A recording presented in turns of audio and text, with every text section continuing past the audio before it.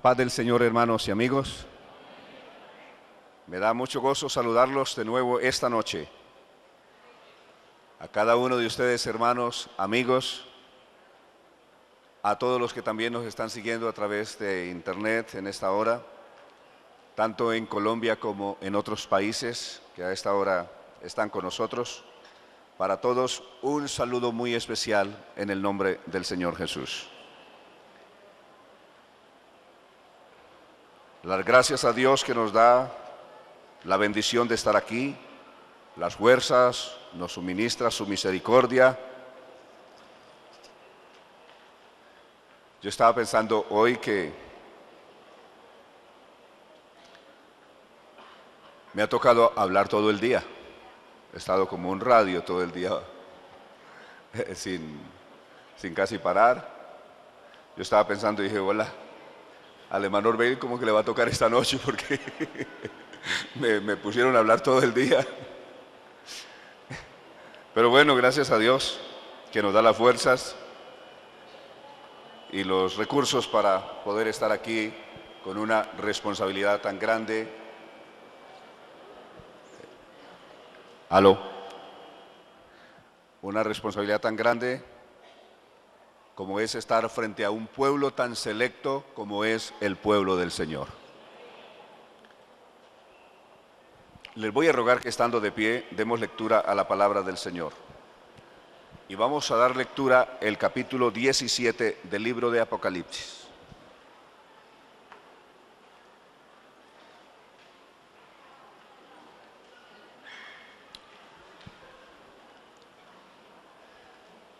En este programa escatológico, o de apocalipsia es del griego, que quiere decir correr el velo o quitar el velo, o ver lo que hay detrás del telón de la profecía. ¿Qué hay? Pues eso es lo que estamos viendo esta noche y desglosaremos de pronto algunas cosas que para el lector primario le es un poco complicado de manejar unas figuras. ¿Qué son esas bestias que ve Daniel? Las bestias que ve Juan en el libro de Apocalipsis capítulo 13. ¿Y qué significa esa mujer cabalgando sobre una bestia del capítulo 17 del libro de Apocalipsis? Pues veremos estos cuadros esta noche. Apocalipsis capítulo 17, daremos lectura. Vino entonces uno de los 7 ángeles que tenía las 7 copas y habló conmigo diciéndome: ven acá, y te mostraré la sentencia contra la gran ramera, la que está sentada sobre muchas aguas, con la cual han fornicado los reyes de la tierra, y los moradores de la tierra se han embriagado con el vino de su fornicación.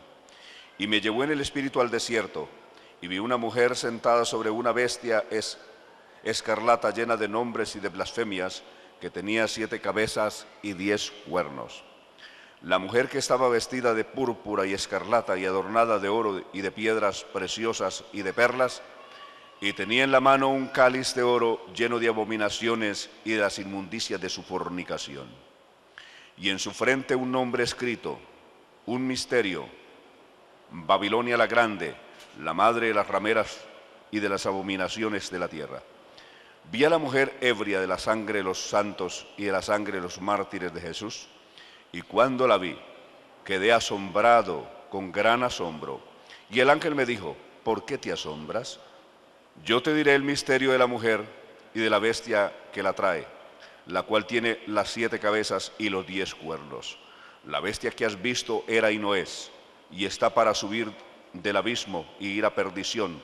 Y los moradores de la tierra, aquellos cuyos nombres no están inscritos desde la fundación del mundo en el libro de la vida, se asombrarán viendo la bestia que era y no es y será. Esto es para la mente que tenga sabiduría. Las 7 cabezas son 7 montes sobre los cuales se sienta la mujer. Son 7 reyes, 5 de ellos han caído, uno es, y el otro aún no ha venido, y cuando venga es menester o necesario que dure breve tiempo. La bestia que era y no es también el octavo, y es de entre los 7, y va a la perdición.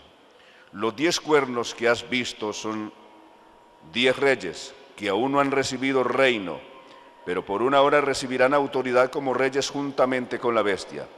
Estos tienen un mismo propósito y entregarán su poder y su autoridad a la bestia. Y pelearán contra el Cordero, y el Cordero los vencerá porque Él es Señor de señores y es Rey de reyes. Y los que están con Él son llamados elegidos y fieles. Y me dijo también: las aguas que has visto donde la ramera se sienta son pueblos, muchedumbres, naciones, lenguas.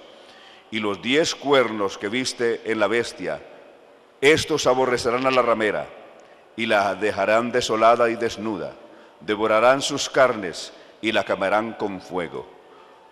Porque Dios ha puesto en sus corazones el ejecutar lo que Él quiso, ponerse de acuerdo y dar su reino a la bestia hasta que se cumplan las palabras de Dios.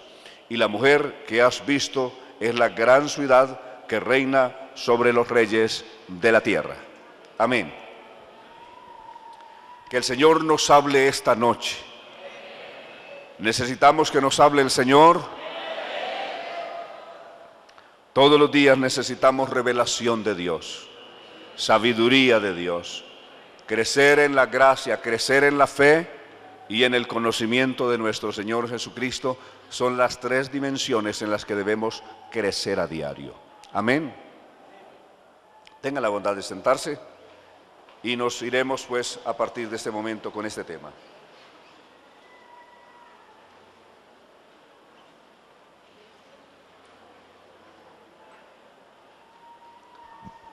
Esta noche estoy viendo mucho más asistencia que las otras noches. Como que cada vez vamos mejor. Amén, cada vez mejor. Mañana estaremos aún mejor. Y el domingo sí que yo no sé dónde nos vamos a sentar todos el domingo, pero esto va a estar repleto. Pero aquí estaremos en la presencia del Señor, gozándonos en Él. Alabanzas al Señor. Bien, hermanos, desglosaremos estas figuras para que usted cuando las lea, no se asuste con ellas. Ya les decía anoche que la profecía bíblica y el mensaje del Señor no es para atribular la iglesia, ni mucho menos asustarla, sino que es un mensaje de consolación. Cuando el apóstol Pablo le dice a los tesalonicenses, le desglosa el mensaje de Dios, en 1 Tesalonicenses capítulo 4, verso 13 al 17, todo lo que tiene que ver con la venida del Señor y el recogimiento de la iglesia, les dice: consolaos los unos a los otros con estas palabras. De ahí que el mensaje de la venida del Señor es un mensaje de consolación para la iglesia del Señor, es un mensaje de seguridad, es un mensaje de confianza. Amén. Eso es lo que buscamos esta noche y estos días, que la iglesia del Señor sea fortalecida en esta esperanza gloriosa que tenemos en la segunda venida de Cristo y nuestra reunión con Él. Amén. El capítulo 7 del libro de Daniel contiene en su primera parte esta visión que ve Daniel.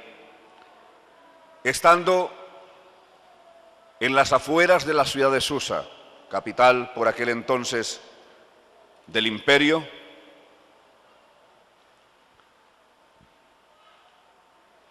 a orillas de un río, orando a Dios y meditando en lo que sería el futuro de su pueblo, Daniel tiene esa noche la siguiente visión. Ve 4 bestias que lo dejan muy preocupado. Cada bestia era muy diferente la una de la otra. La primera bestia que ve en su visión tenía la forma de un león. Tenía la forma de un león. La segunda bestia era un oso, la tercera bestia un leopardo, la cuarta bestia era espantosa y terrible. Además tenían estas características siguientes. El león La primera bestia que tenía la forma de un león, pues tenía una sola cabeza. La siguiente bestia que tenía el aspecto de un oso, también tenía una sola cabeza. La tercera bestia, que era un leopardo, un felino muy semejante al tigre de por aquí de esta parte del mundo, ya que el tigre de este lado del mundo no es el de Asia, por ejemplo. El tigre asiático es el tigre de Bengala, que es mucho más grande, es el felino más grande que hay, más grande que el león mismo y que otros, que se conoce como el tigre de Bengala. Pero el tigre que nosotros conocemos aquí es más bien el leopardo. Y este tenía, diferente de los otros dos, tenía 4 cabezas. Tenía 4 cabezas. Un leopardo, una especie de tigre con 4 cabezas. Luego la bestia espantosa y terrible tenía una sola cabeza, pero tenía 10 cuernos, que es la cuarta. Entonces sumamos. El león tenía una sola cabeza. El oso también una sola cabeza. ¿Cuántas cabezas van? 2. El leopardo tenía 4 cabezas. ¿Cuántas van? 6. Y la bestia espantosa y terrible tenía una sola cabeza, pero 10 cuernos. Total, 7 cabezas y 10 cuernos. Cuando ya se ve este cuadro en el libro de Apocalipsis, entonces no aparecen 4 bestias, sino las 4 bestias de Daniel se fusionan en una sola. Y por eso ya en el capítulo 13 del libro de Apocalipsis, el apóstol Juan ve una bestia espantosa y terrible que sube del mar, que tiene 7 cabezas y 10 cuernos. No es una visión diferente a la que vio Daniel, es la misma visión de Daniel, solo que ya aquí no se ve separada como si fueran 4, sino fusionadas en una sola, pero el total, es decir, el resultado es el mismo. 7 cabezas y 10 cuernos. ¿De acuerdo? Hemos visto esa suma. Muy bien, ahora vamos a desglosar qué representan esas 4 bestias que en su suma tienen 7 cabezas y 10 cuernos.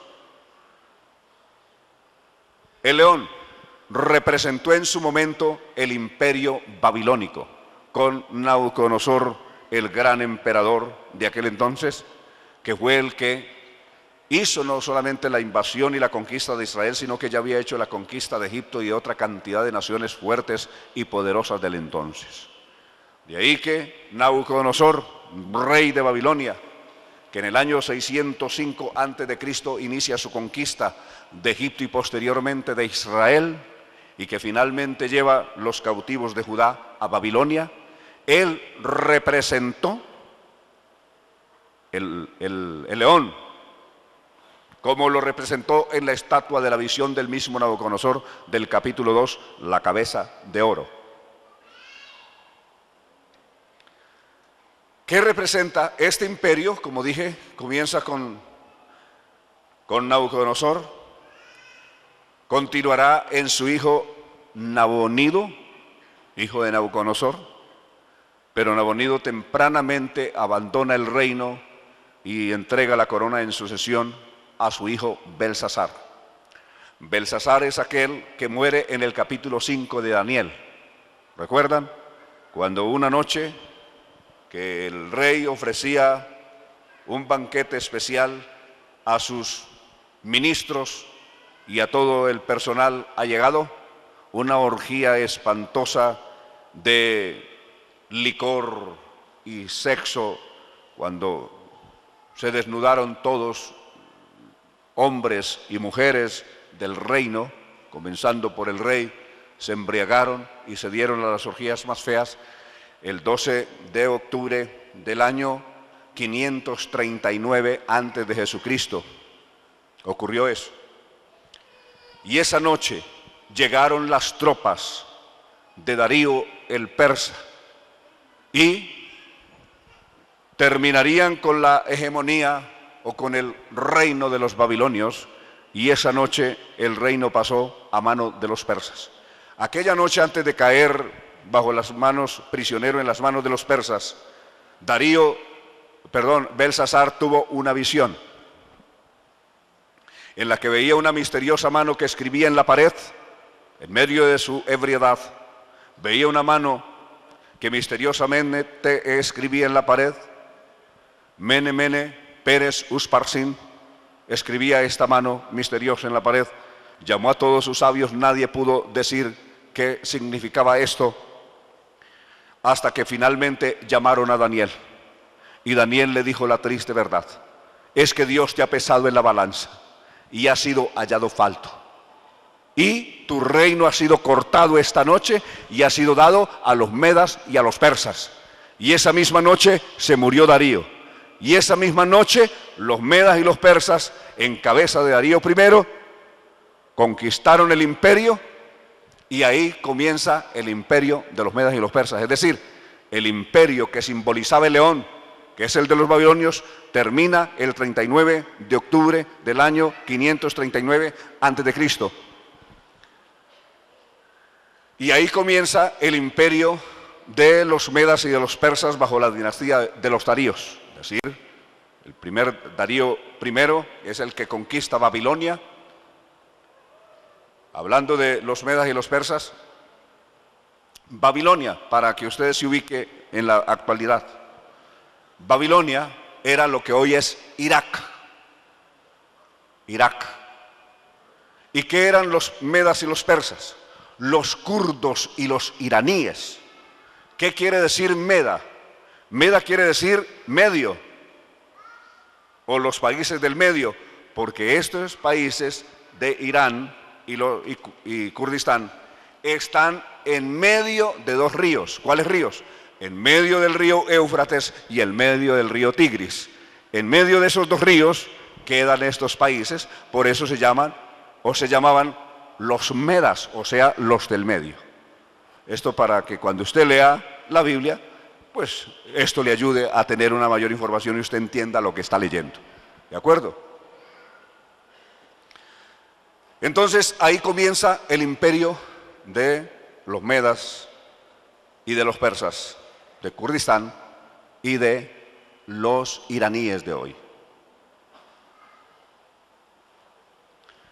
Estos prolongarían su reino hasta el año 334 antes de Cristo.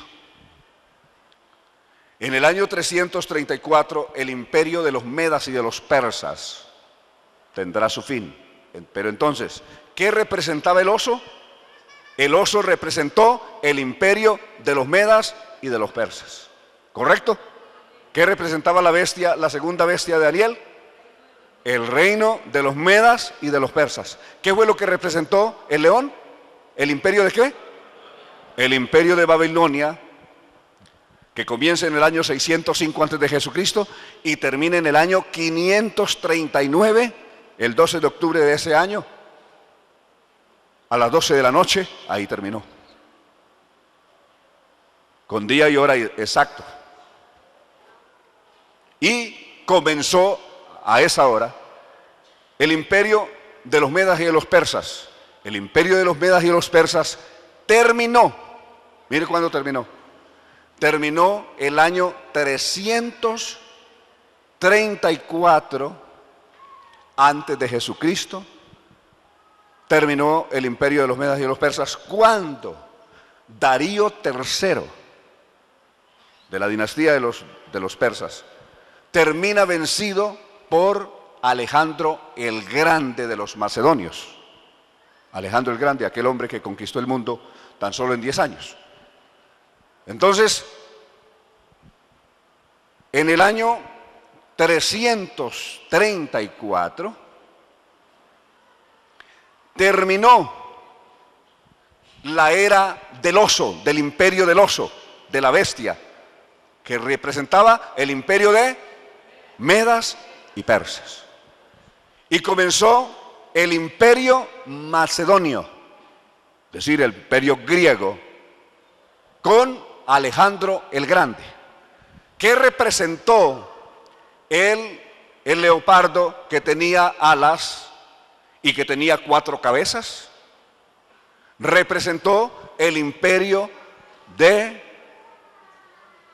macedonio, o sea, el imperio que inició Alejandro.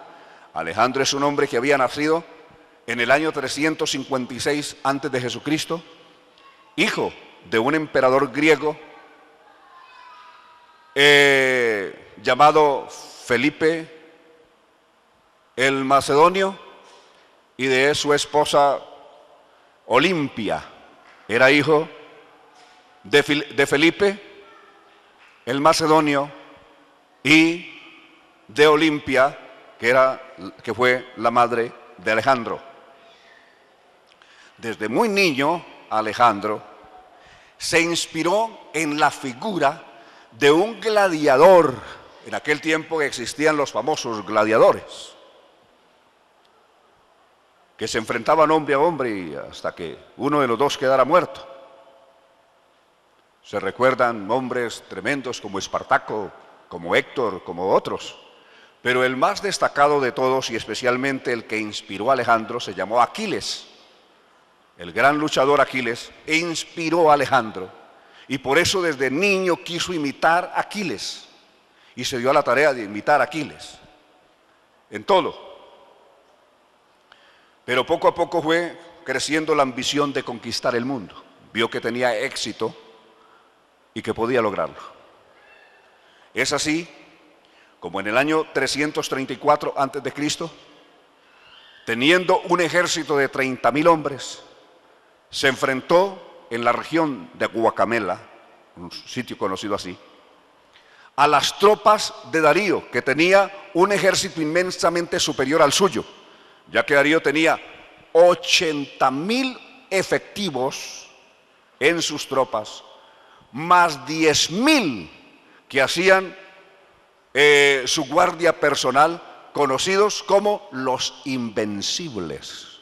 Los 10.000 invencibles era su guardia personal de Darío III.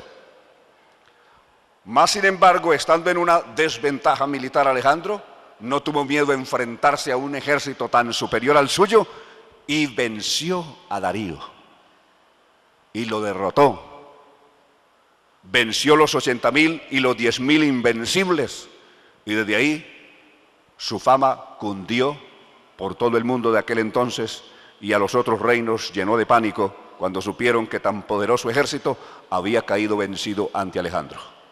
Y ahí inicia su gran conquista, que para el año 324 había culminó la conquista del mundo en solo 10 años, pero también se murió enseguida. ¿Ya? Entonces muere en el año 324 a.C. A su muerte, ¿por qué aparece Alejandro o su imperio representado por un leopardo con alas? En señal de que velozmente conquistaría el mundo. Alas es que volaría tan rápido en la conquista del mundo, pero también tan rápida y tan fugazmente desaparecería de la escena mundial. ¿Por qué aparece el leopardo con 4 cabezas? Porque a la muerte de Alejandro, su reino quedó dividido o repartido para sus 4 generales principales en su reino.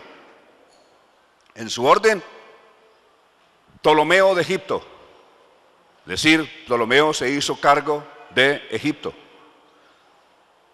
Seleuco, que se hizo cargo de lo que hoy es Irak e Irán, es decir, del Golfo Pérsico en general. También vino Casandro. Casandro se hará cargo de lo que es Roma y Europa. Y Lisímaco, su tercer general, que se hizo parte de Asia Menor y de Turquía, de la actual Turquía de hoy. Así se repartió el imperio de Alejandro por estos 4 lugartenientes que ya he mencionado en su orden. ¿De acuerdo? ¿Cuáles fueron los 4 lugartenientes? que se reparten el reino. A ver, Ptolomeo, Egipto, ¿correcto? Recordemos que Cleopatra es una descendiente de Ptolomeo, es de la dinastía de los Ptolomeos, la última en esa dinastía de los Ptolomeo fue Cleopatra. Pero el segundo dijimos que fue Seleuco, vimos el Golfo Pérsico. Después tenemos a Casandro, que es la parte central de Europa. Y después vimos a Lisímaco, que fue Asia Menor y Turquía. ¿Correcto? Esos son, así se repartió el reino después de la muerte de Alejandro en el año 324 antes de Jesucristo. Por eso aparecía un leopardo con alas, que ya vimos lo que representan las alas, y 4 cabezas. Los 4 generales que se reparten su reino a la muerte de Alejandro. ¿De acuerdo? ¿Estamos? A ver si estamos ahí. Porque no consiste que yo explique, sino que usted lo puede entender. Si usted no lo entiende, yo he fracasado. Porque por más que me esfuerce por explicarlo, si usted no lo entiende, yo habré perdido mi tiempo. Pero parece que estamos sintonizados, que estamos ahí. Bueno, entonces hasta ahí llevamos, ¿cuántas bestias de Daniel? Hasta ahí llevamos 3 bestias y 6 cabezas, correcto. Ahora nos aparece la 4ª bestia que, cuando la vio Daniel, quedó impresionado, casi se desmaya de susto. Es que era espantosa y terrible, una bestia con un poder aterrador que todas las cosas hollaba con su poder. Nunca había visto una bestia tan espantosa y terrible como esa. Esa bestia tenía una sola cabeza, pero tenía 10 cuernos y un poder que todo lo desmenuzaba. Que no había poder que le pudiera resistir. Entonces queda espantado con esta. ¿Qué representa esa 4ª bestia? Espantosa y terrible. Con 10 cuernos representa el Imperio Romano. Representó el Imperio Romano en pasado y en futuro. ¿Ya? Esa es la 4ª bestia.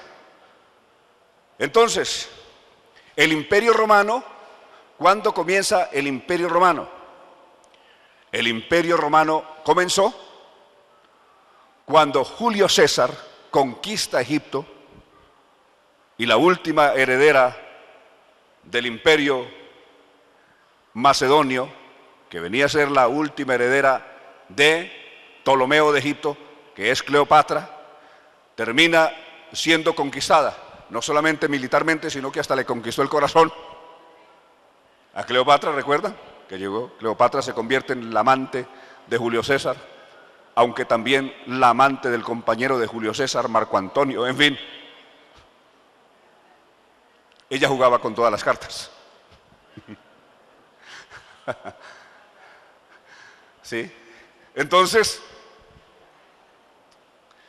ahí comienza el Imperio Romano, aunque había comenzado en el año 63 antes de Jesucristo por las conquistas de Pompeyo en el Medio Oriente, en Siria, Israel, en el Líbano, en fin. Sin embargo, el imperio se consolida solo cuando, después de Julio César conquistar Europa, la parte central de Europa, es decir, conquistar Francia, conquistar primero Italia, conquistar Francia, conquistar parte de Alemania, conquistar Austria, conquistar Suiza, Suecia, en fin, que en aquel entonces se conocía como Galia Baja y Galia Alta. ¿Por qué se conocía estos países de Francia, Suiza, Austria y parte de Alemania como las Galias, Galia Baja y Galia Alta? Porque habían sido poblados inicialmente por una tribu, es decir, varias tribus poblaron esta región del mundo en Europa, pero la más pudiente y dominante fueron los galos. Los galos, una tribu que había venido del Cáucaso, y había conquistado estas tierras, había dominado estas tierras por siglos, y fueron los galos. Entonces esa tierra, esa región se conocía como la tierra de los galos. Entonces la Francia Baja era Galia Baja, Italia hacía parte de la Galia Baja, y Suiza, Austria y otros, Alemania, se conocían como la Galia Alta. Entonces, después de Julio César conquistar esta parte de Europa y regresar triunfante a Roma, y después enfrentarse a las tropas del otro que había conquistado el oriente, es decir, hablamos de Pompeyo, se enfrentaron las dos tropas para que quedara un solo emperador, y finalmente Julio César logra vencer las tropas de Pompeyo y quedarse como único emperador. Estamos hablando del año 54 antes de Jesucristo. Igual, Julio César desaparecerá de la escena en muy poco tiempo. Recordemos que en el año 44 antes de Jesucristo, Julio César también desaparece de la escena. Uno de sus lugartenientes lo envenena. ¿Cómo se llamó el hombre que envenenó a Julio César? Bruto. Por eso muchos dicen, es que a Julio César lo mataron por bruto. Que Julio César se murió por bruto. Es decir, porque Bruto es el hombre que lo envenenó. ¿De acuerdo? Pero a la muerte de este, un triunvirato sucederá a Julio César, y los tres, comenzarán a disputarse el poder. Finalmente, Octaviano, sobrino de Julio César, termina imponiéndose a Marco Antonio y a los demás. Entonces opta por darse el nombre de César Augusto. Se cambiará el nombre y se pondrá César Augusto. Hasta el día de hoy, el César más querido que hayan tenido los italianos y más respetado en toda Italia y en toda su historia de imperios es César Augusto. Yo he estado en Roma en la tumba de César Augusto. He estado ahí, en la tumba de él, ahí muy al lado. Por cierto, está el lugar donde César Nerón hizo quemar viva a su mamá. Estamos hablando de Agripina, la madre de César Nerón, que ahí al lado de donde está la tumba de César Augusto, Nerón, que era un pirómano, disfrutó muriéndose de la risa sentado en un balcón al frente, como su madre moría ardiendo en llamas. Lo disfrutaba con la más grande felicidad, ver cómo su propia mamá moría en llamas porque él mismo la mandó quemar viva. Ahí al lado está de la tumba de César Augusto. Dios me ha dado la oportunidad, sin proponérmelo, de conocer todos estos lugares, es decir, lo que les estoy contando. Se los estoy contando, pero yo he estado ahí. No estoy hablando de una cosa que yo me la estoy imaginando. No, yo he estado ahí. Yo conozco esos lugares. Dios me ha dado el privilegio no solamente de conocer la Biblia, sino de conocer los lugares que la Biblia menciona.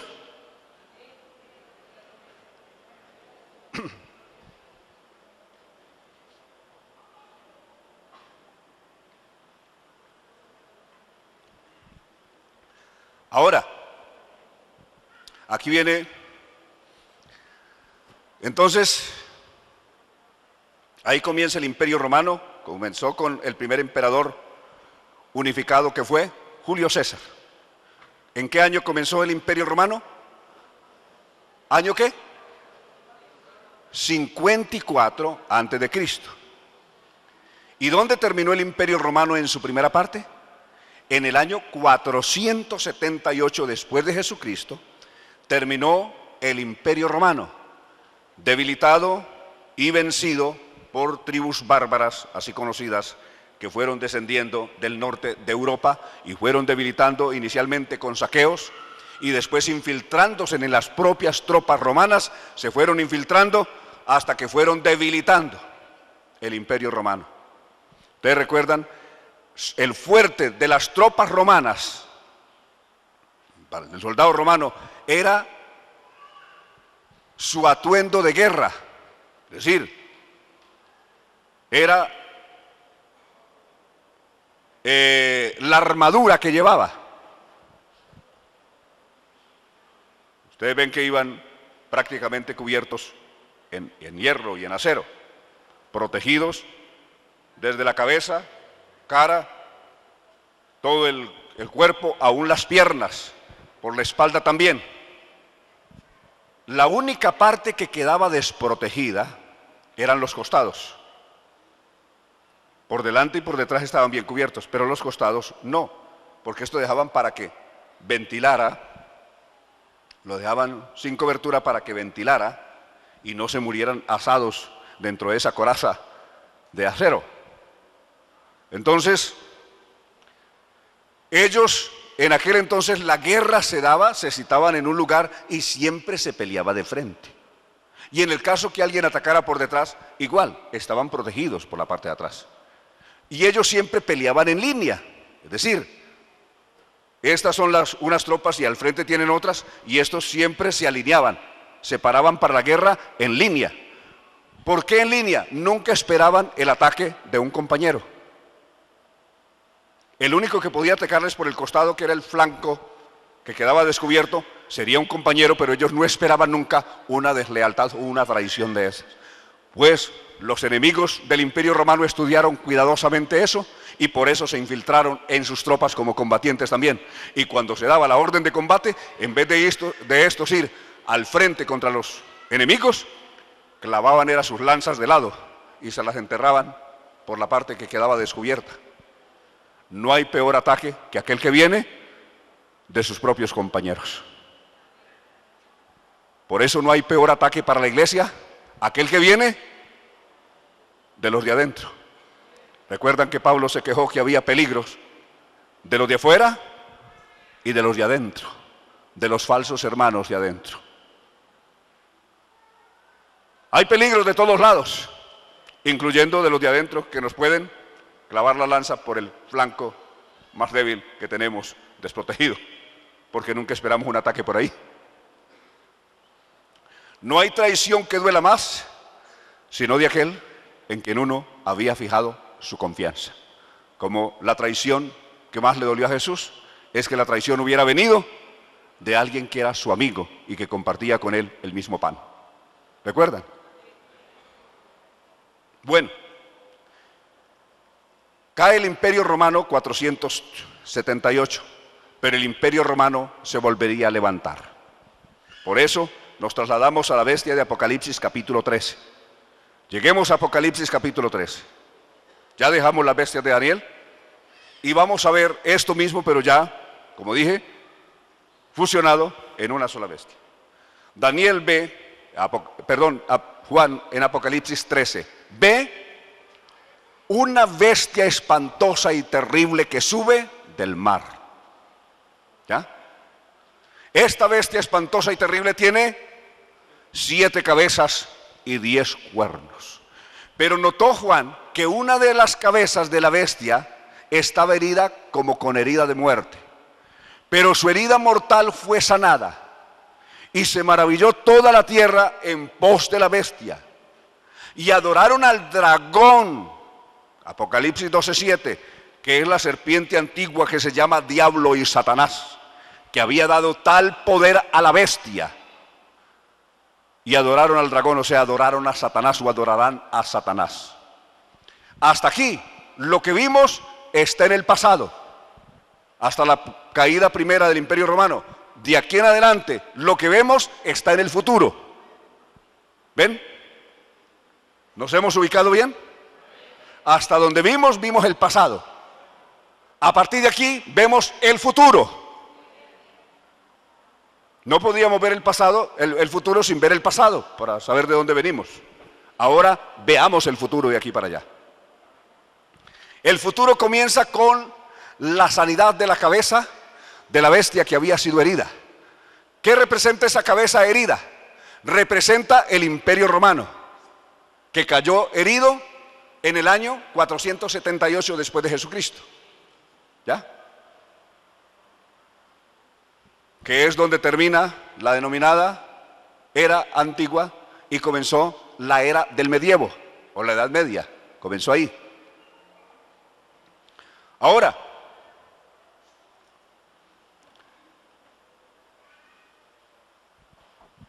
el Imperio Romano se volvería a restaurar. El Imperio Romano volvería otra vez a ser la gran potencia mundial. Y cuando venga el Imperio Romano, es decir, cuando volviera a ser restaurado el Imperio Romano, lo haría porque tendrá el poder del dragón, es decir, de la serpiente antigua que es el diablo y Satanás.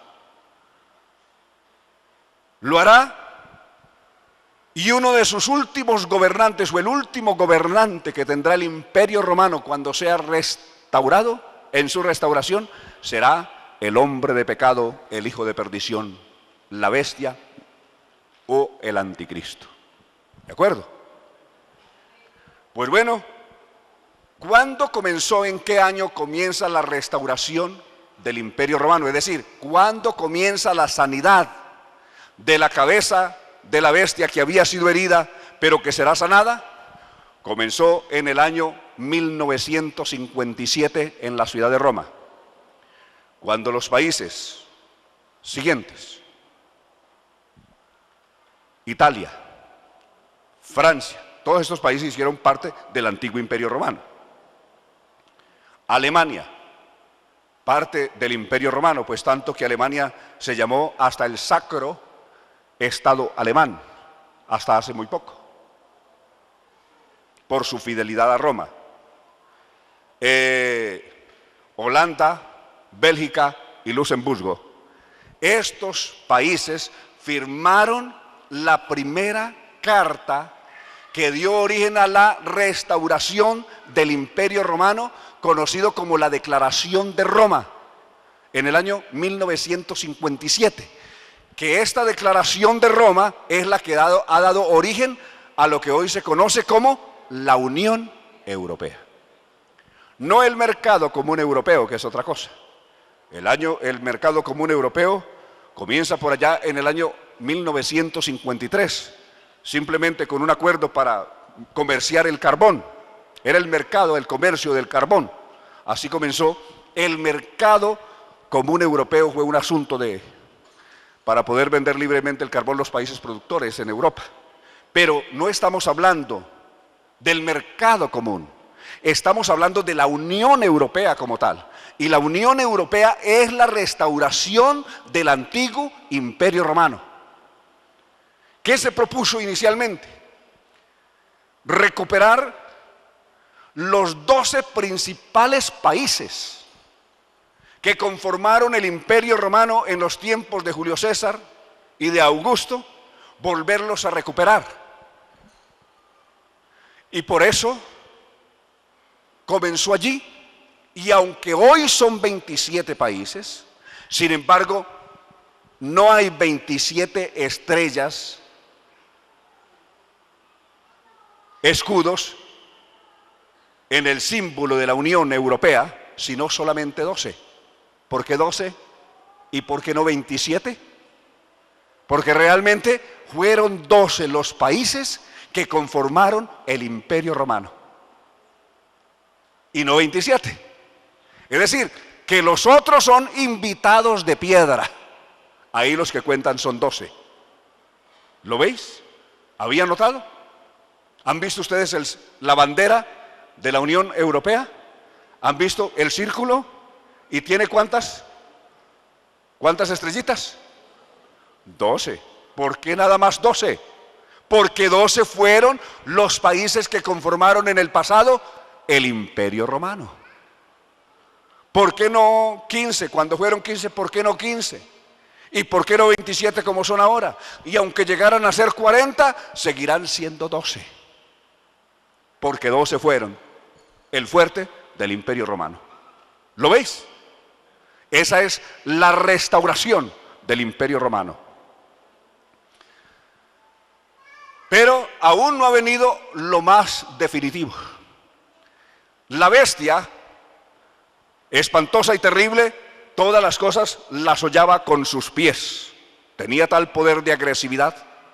Recordad, ¿qué países conforman hoy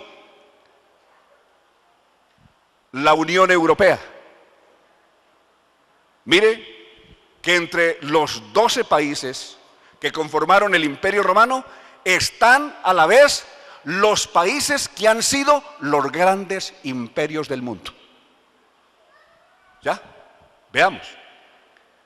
Está Grecia. Recuerdan que fue imperio con Alejandro.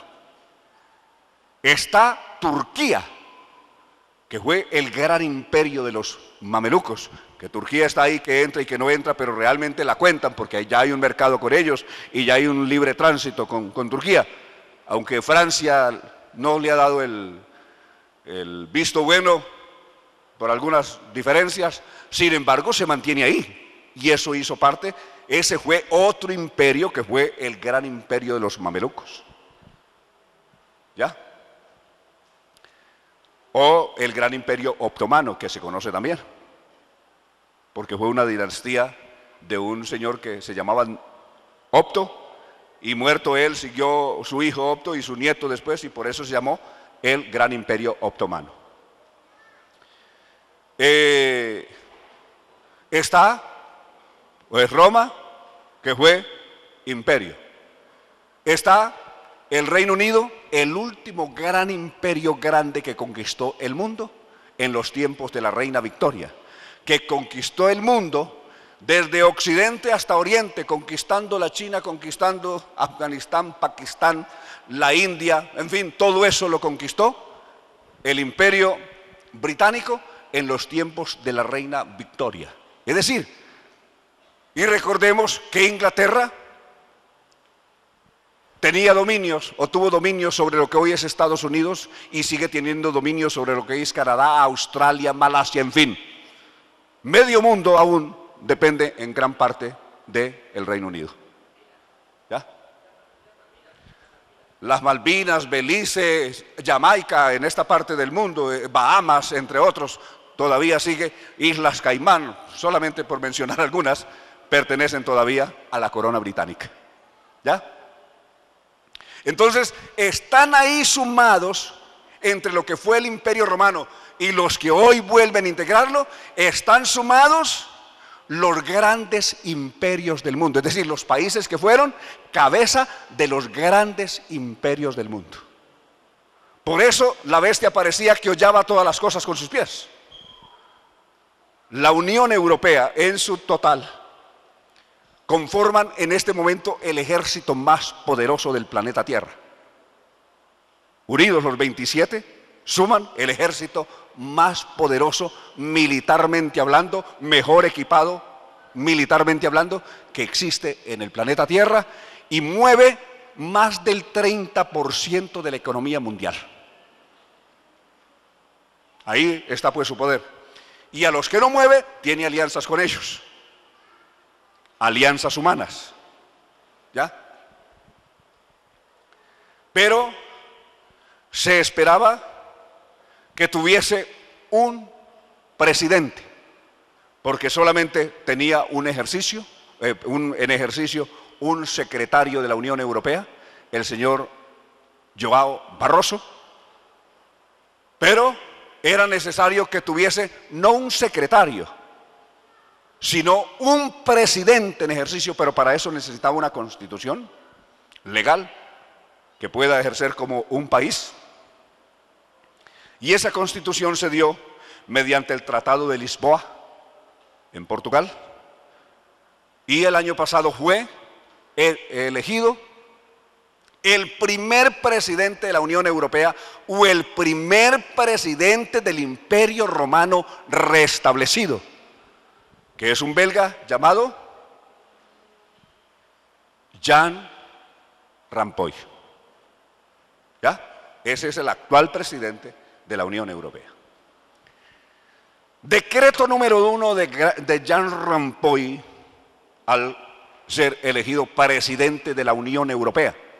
¿Por qué no firma un decreto que tenga que ver con la Unión Europea, sino que su primer decreto tiene que ver es con Israel? Su primer decreto fue ordenar, mediante una resolución, que Israel tiene que reconocer el Estado palestino y le tiene que ceder la mitad de la ciudad de Jerusalén a los palestinos. Que la ciudad de Jerusalén tiene que ser partida y la parte oriental concedida a los palestinos y reconocida como capital del Estado palestino, y la parte occidental sea reconocida como capital del Estado hebreo. ¿No le parece a usted curioso eso? ¿Será una coincidencia o será una profecía bíblica? Zacarías capítulo 14 comienza diciendo que Dios reunirá a todas las naciones para combatir contra Jerusalén, y la ciudad de Jerusalén será partida. La mitad de Jerusalén irá en cautiverio y el resto de la ciudad no será tocada. La parte oriental dada a los gentiles, Apocalipsis capítulo 11. La parte oriental de la ciudad será dada a los gentiles y solo quedará en poder de Israel la parte occidental. ¿Qué tal les parece? Y eso se cumplirá a perfección en el tiempo del gobierno del anticristo, porque ese será el gran pacto de paz que el anticristo logrará para poder ganar el favor de Israel. ¿Qué tal les parece? ¿Para dónde vamos?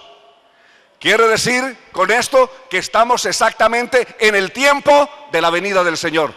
Porque si todos estos pasos se han dado y todas estas resoluciones están firmadas, que se van a cumplir es en el ejercicio del anticristo, en la gran tribulación la iglesia necesita irse de aquí antes de la gran tribulación. Hermanos, amigos, quiero decirles que la iglesia la ha cogido la tarde para irse. Estamos requete cogidos de la tarde. Ya no debiéramos de haber ido. ¿Sabéis por qué no ha pasado? Porque Dios, no queriendo que ninguno perezca. Mire lo que dice segunda de Pedro 3:8.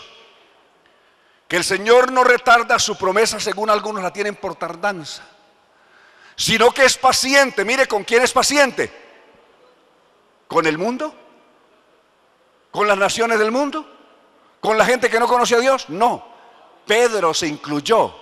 Es paciente para con nosotros, es decir, para con la iglesia, no queriendo que ninguno perezca, sino que todos procedan a la reparación.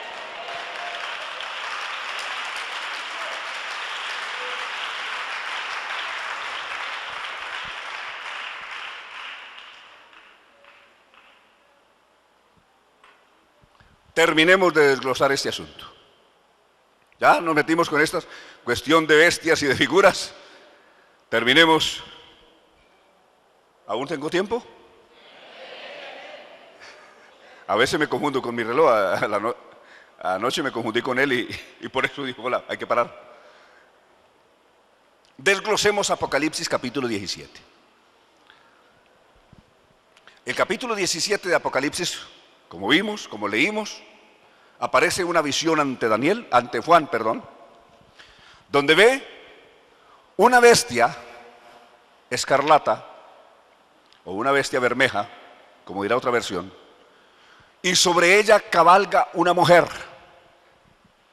La mujer tiene un nombre en la frente. ¿Cuál es su nombre? Babilonia la Grande, la madre de las abominaciones de la tierra, la ramera con la cual se han prostituido los reyes de la tierra. Correcto. Tiene nombres y blasfemias. Recordemos que Babilonia representa el sistema religioso. Babilonia quiere decir confusión. ¿Ya? Lo vimos desde los tiempos de la construcción del Zigurat, o lo que conocemos en la Biblia como la construcción de la Torre de Babel. secularmente conocido como el Sigurat, porque este lugar aún existe hoy, allí está.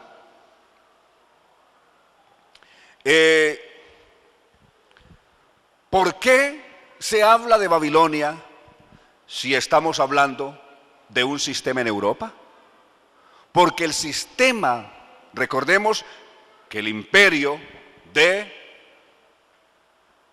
Nabucodonosor y el imperio babilónico estuvo dominado por la religión, es decir, la religión era la que disponía lo que se hacía y lo que no se hacía. La religión dijo a Daniel, hay que echarlo al foso de los leones. La religión dijo a Sadrach, Mesach y Abednego, como no adoran a otro Dios sino al Dios de Israel, hay que hacerles una trampa para hacerlos matar. Ahí, capítulo 3, se ordena que se haga una estatua del rey, y el que no adore y no se postre ante esa estatua del rey, muera. ¿Y muera cómo? ¿Cuál es la muerte que le daban? Quemado. Fuera echado vivo dentro del horno de fuego. Todo ese sistema era gobernado por una clase gobernante,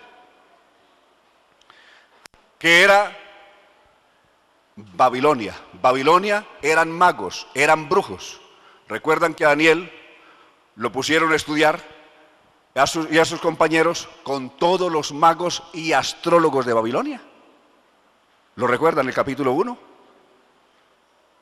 Pero recuerdan también que Dios hizo algo portentoso con ellos.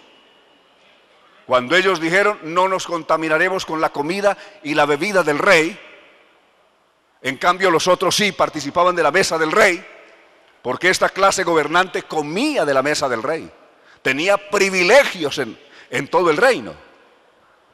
Era la religión gobernante en sí. Pero Daniel dijo, no nos contaminaremos. Eso pone en aprietos al ecónomo, es decir, el que administraba la comida para esta gente.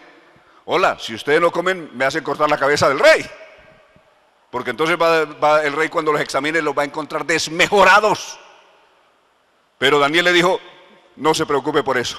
No tenga esa preocupación pensando que porque nosotros no comamos sino legumbres y tomemos agua, nos vamos a desmejorar. Haz la prueba por 10 días. Y en 10 días nos miras a ver si nos ves demacrados. Pues hizo la prueba el ecónomo y a los 10 días los encontró mejor que los otros que comían de la mesa del rey. Y cuando fueron llevados, porque el rey les hacía un examen para ver si eran reconocidos como sabios en Babilonia o si los mandaban a los esclavos de abajo. Cuando les hicieron el examen y estuvieron ante el rey, le hacían toda clase de preguntas para examinar su coeficiente intelectual. ¿Sabéis cuál fue el resultado? Daniel y sus compañeros fueron hallados 10 veces más sabios que todos los sabios y astrólogos de Babilonia. Versos 20 y 21 de Daniel capítulo 1.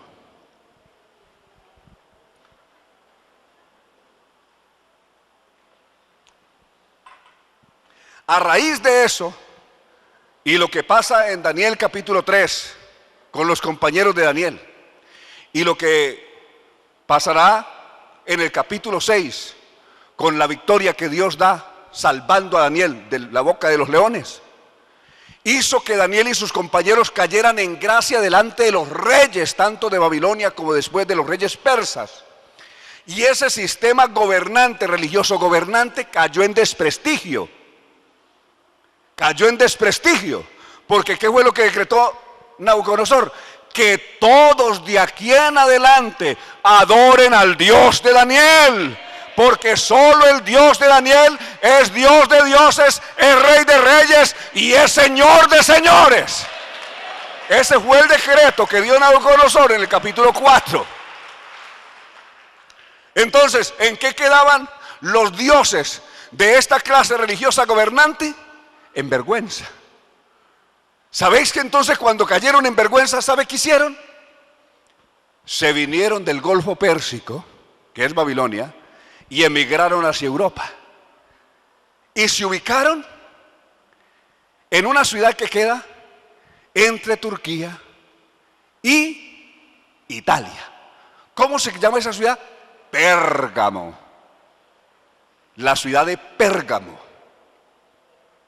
Y ahí comenzaron su avance para llegar hasta Roma. En el año 134 antes de Jesucristo, cuando el rey de Pérgamo los declaró a esta clase babilónica, a esta clase que había caído en desprestigio desde los tiempos de Daniel, allá en el Golfo Pérsico, y que ahora se habían corrido a esta parte de Europa, Ítalo, emperador y rey de Pérgamo, lo declara religión gobernante, religión oficial del Estado, del imperio, y posteriormente Ítalo logra unificar, porque Italia estaba dividido en varios reinos, eran varios reinos, eran 4 reinos en sí, que conformaban lo que hoy es Italia, pero Ítalo logra la conquista de toda Italia y unifica Italia en un solo reino, por eso se llama Italia. Se llama Italia por Ítalo, que fue el primer gran emperador o gran gobernante que logró unificar los 4 reinos en los que estaba dividido la bota italiana en un solo reino. Y a esta gente los había declarado religión oficial del Estado. ¿A quiénes? A la misma clase rancia de Babilonia, que ahora se habían corrido aquí. Por eso, aunque aparezca geográficamente en otro lugar, sigue siendo la misma Babilonia. Sigue siendo la misma maldita que persiguió a los siervos de Dios en el Antiguo, y que fue la misma clase rancia gobernante que persiguió a la iglesia del Señor en los primeros siglos. Por eso se ve una mujer ebria con la sangre de los mártires de Jesús. Amén. Alabanzas al Señor. ¿Lo veis ahora por qué se llama Babilonia, aunque aparezca en Roma o aunque aparezca en Europa? Porque es la misma clase que se corrió de allá y se vino acá. Cuando se desprestigió allá, se vino acá. Pero sigue siendo la misma gran religión de Satanás. ¿Qué es lo que da origen a la Iglesia Católica, a lo que hoy se conoce como Iglesia Católica, en el año 156 después de Jesucristo? Porque recordad, amigos, por información vuestra, leerlo. Si lo creéis en internet, pon origen de la Iglesia Católica. ¿Cuándo nació? Ahí la tienes ahora. Ahora la información está por todos lados. No es un misterio. Búscala si quieres. Nace en el año 156 después de Jesucristo y la primer líder que tuvo se llamó Santiago. Año 156 después de Jesucristo. Ellos en sus dogmas, en un libro que se llama Dogmas de la Iglesia Católica, Historia de los Dogmas de la Iglesia Católica, la ponen incluso naciendo 10 años después, en el año 166. Este libro de Historia de los Dogmas de la Iglesia Católica, que es un libro de ellos, dice: nacimiento de la Santísima y Sacratísima Santa Madre Iglesia, conformada o fundada por una coinonía de iglesias en el año 166, así dice textualmente este libro que es de ellos, y están contando ellos su propia historia, que nace en el año 166, aunque examinadas las fechas y los datos corroborados, nació 10 años antes, en el año 156, realmente nació, por Santiago. ¿Quiénes la conformaron? Los que adoraban al dios Juno o a Saturno, que es igual. Fue una de las ramas que sirvió para fundar la Iglesia Católica. ¿Y quiénes eran los junos? Los mismos babilonios. ¿A quién adoraban? Al mismo Dios y a los mismos dioses que adoraban los babilonios. ¿Quiénes más? Los que adoraban al dios Júpiter. ¿Quiénes más? Los que adoraban a los dioses griegos, ya que Roma no tiene una cultura propia, por eso su cultura se conoce como cultura grecorromana, porque la habían heredado de los griegos. Entonces tenían toda el panteísmo de los griegos, es decir, toda la multitud de dioses que adoraban los griegos terminan adorándolo los romanos, aunque cambiándole simplemente algunos nombres, pero siendo los mismos dioses y diosas paganas. Pero el sistema religioso es el mismo, no ha cambiado nada. ¿Lo veis? Entonces, la mujer que cabalga sobre la bestia, ya vimos cuál es la bestia. La historia de todos estos grandes imperios, desde Babilonia hasta el Imperio Romano. ¿Y quién cabalga? Es decir, ¿cuál es la religión que ha tenido influencia determinante sobre ellos? El sistema mismo religioso que comenzó en Babilonia es el mismo que ha tenido dominio hasta el día de hoy. ¿Lo veis? Entonces, por eso aparece esta bestia. Les resumo esto para terminar. Vean. La bestia que has visto, le explica el ángel a Juan, que tiene 7 cabezas y 10 cuernos. Las 7 cabezas representan 7 reinos sobre los cuales se sienta la mujer. Es decir, estuvo asentada gobernando sobre el imperio babilónico, gobernó sobre los persas, gobernó sobre los macedonios, gobernó sobre los seguidores o el imperio de los 4 cuando muere Alejandro, gobernó sobre el imperio romano y aún gobierna hoy. ¿Ya? Y aún gobierna hoy. Hay una ley interna en la Unión Europea. No puedes llegar a ser un dirigente de la Unión Europea, ni secretario ni presidente, alguien que no sea católico. Está estipulado en la Constitución de la Unión Europea. Por eso Tony Blair, que fue primer ministro de Inglaterra por 10 años, anglicano de origen, para buscar ser candidato a la presidencia de la Unión Europea, se tuvo que volver católico, ir al Papa, a Roma, y hacerse católico para poder aspirar a ser por lo menos candidato para la Unión Europea, cosa que al fin no logró, y lo rogó Van Rompuy. ¿Veis? Tiene que ser católico para poder ocupar un cargo de dignidad en la Unión Europea.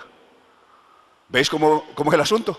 ¿Veis que Babilonia sigue manejando eso? ¿Veis que la religión sigue manejando todo esto? ¿Veis que la religión sigue con una mujer blasfema sentada sobre esta bestia gobernante? ¿Sabíais eso? Pues os estoy diciendo, yo vengo de allá y yo conozco eso. ¿Ya?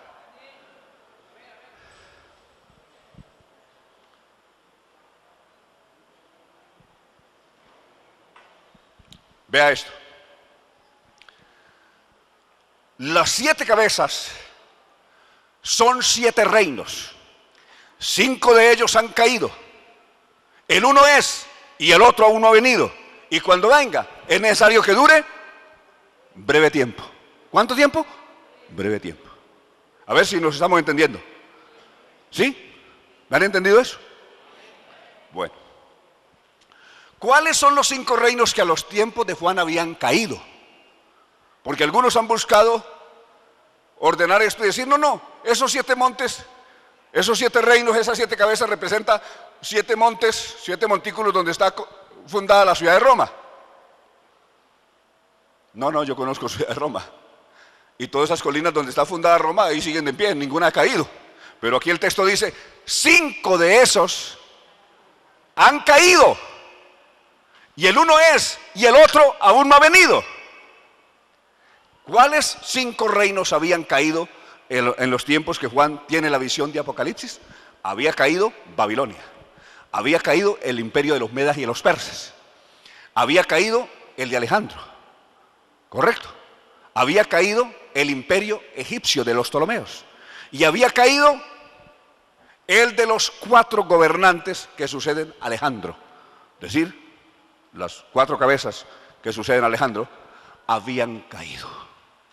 5.